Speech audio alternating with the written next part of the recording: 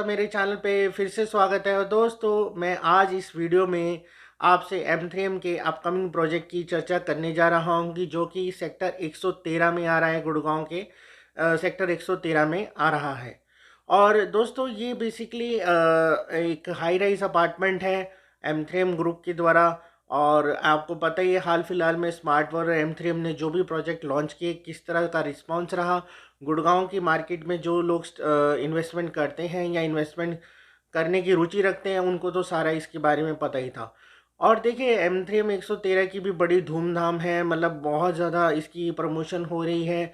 और दुनिया भर के वीडियो मिलेंगे आपको, अगर आप यूट्यूब पे देखेंगे तो साइट विज़िट के भी बहुत सारे वीडियो मिलेंगे।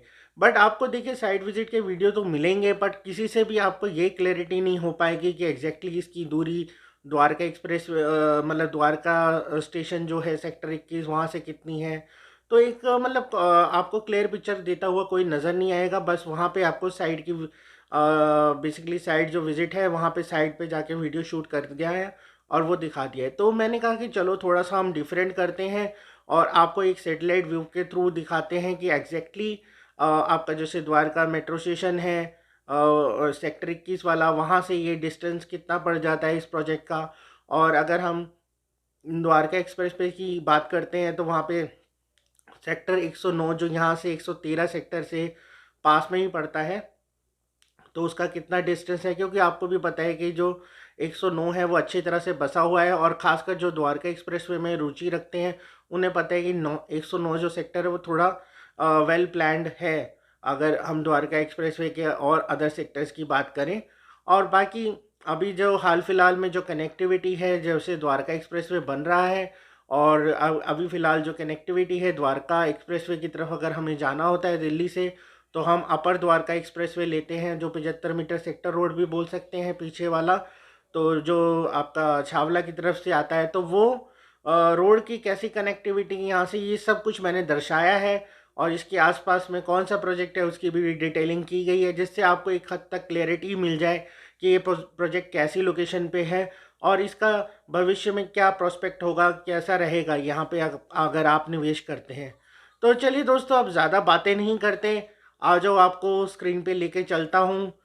जो बेसिकली एक सैटेलाइट व्यू है, तो उससे आपको एक क्लैरिटी मिल जाए कि एग्जैक्टली लोकेशन है कहाँ पे जहाँ पे ये प्रोजेक्ट आ रहा है। और साथ के साथ इस पे चर्चा भी चालू रखेंगे और बाद में एक कॉन्क्रीट बातचीत करेंगे। तो अंत तक देखिएगा, मेरा वर्डिक्ट रहेगा कि हाँ, ये प्रोजेक्ट कैसा रहेगा, इसके साथ आपको जाना चाहिए या नहीं जाना चाहिए। तो वो अंत में इस पे चर्चा करेंगे। तो वीडियो को कृपया पूरा देखिएगा और वीडियो को कहीं पे भी अधूरा ना छोड़ दीजिएगा, क्योंकि अगर आपने अधूरा छोड़ दिया तो इस मतलब प्रोजेक्ट के बारे में आपको ज़्यादा क्लैरिटी नहीं मिलेगी। तो चलिए दोस्तों, पहले आ जाओ स्क्रीन पे लेके चलता हूँ। हाँ, तो दोस्तों, आप अपनी स्क्रीन पर देख रहे होंगे, ये द्वारका का सेक्टर 21 का मेट्रो स्टेशन है, ये देख पा रहे होंगे आप अपनी स्क्रीन पर। तो यहीं से बेसिकली यहीं से हम स्टार्ट कर रहे हैं इस वीडियो को। देखिए, यहाँ से मैं आपको डिस्टेंस दिखाऊंगा। बेसिकली ये जो यहाँ से अब मैं देखिए डिस्टेंस मार्क कर रहा हूँ, और ये मैं टूवर्ड्स द्वारका एक्सप्रेसवे की तरफ जाऊँगा यहाँ से। तो ये देखिए, मैं आगे की तरफ बढ़ रहा हूँ, ये आईसीसी दिख रहा होगा आपको, और आगे की तरफ हम बढ़ते हैं।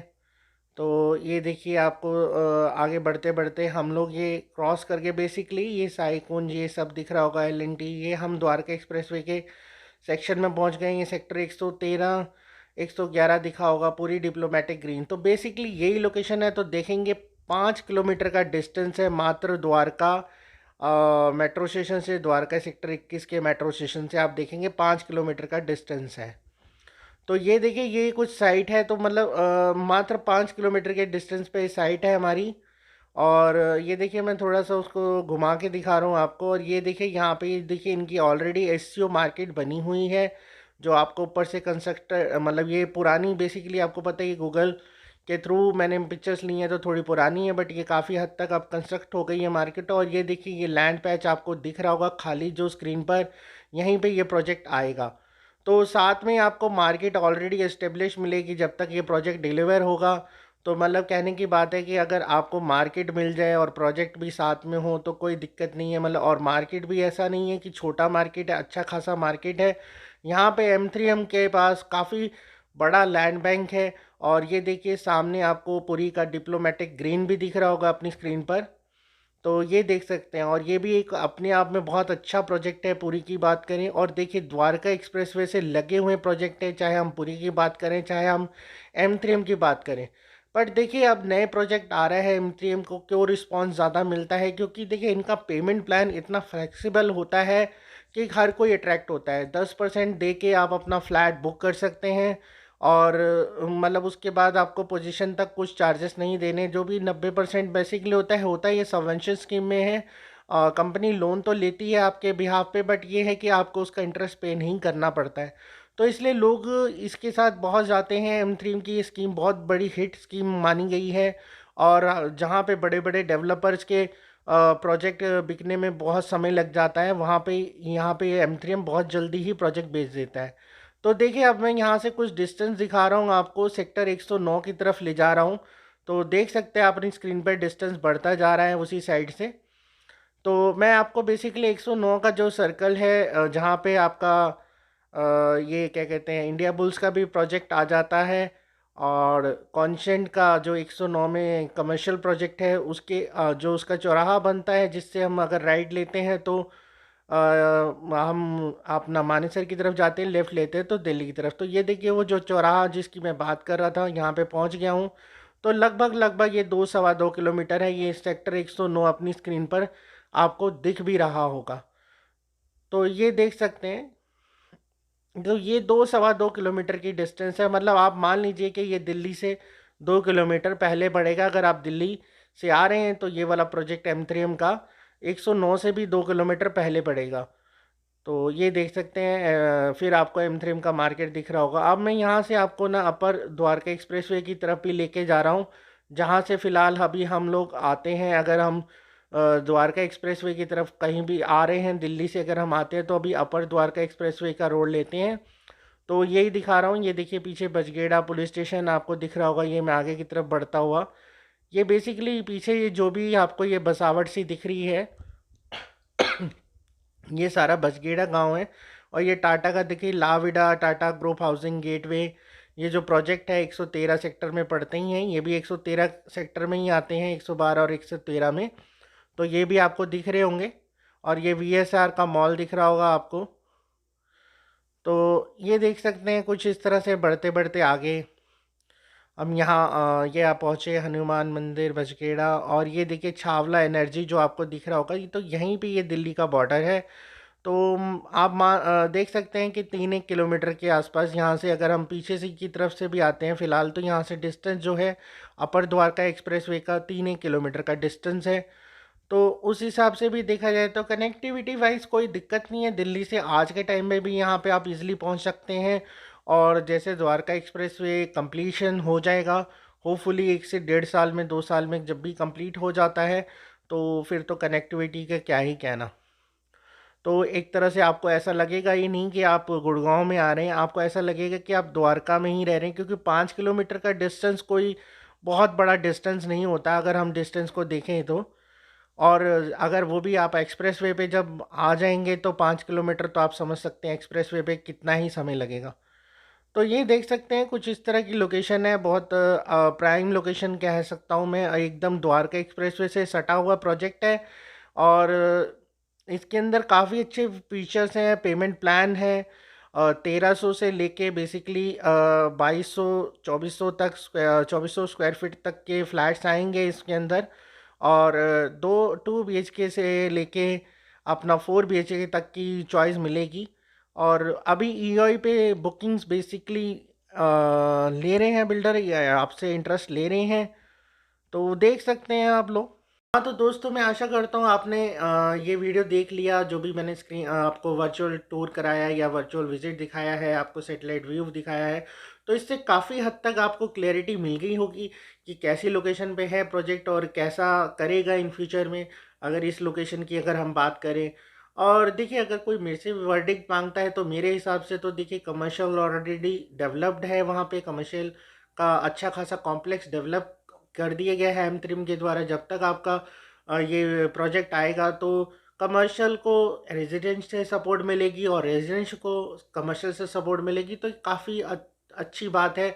और अगर हम द्वारका का डिस्टेंस देख रहे हैं, 5 किलोमीटर का डिस्टेंस है यहाँ से, तो जो कि मैं समझता हूँ कि जब द्वारका एक्सप्रेस वे बन जाएगा तो हार्डली वहाँ से मुश्किल से 5 मिनट का ही डिस्टेंस कह सकते हैं, क्योंकि एक्सप्रेस वे पे अगर एक बारी गाड़ी चल गई तो 1 मिनट में 1 किलोमीटर तो कवर हो ही जाएगा।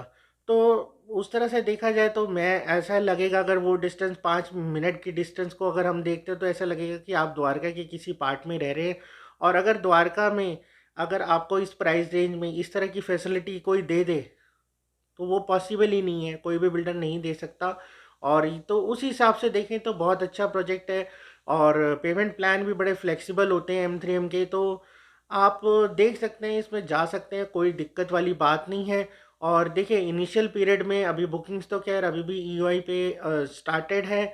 आप अपना चेक दे के अपनी आप एक एडवांस बुकिंग कर सकते हैं, जिस पे कुछ आपको ऑब्वियसली कंपनी बेनिफिट देती है। और देखिए वो मैं नहीं कहता कि आप करिए या नहीं कीजिए, वो आपका कॉल है।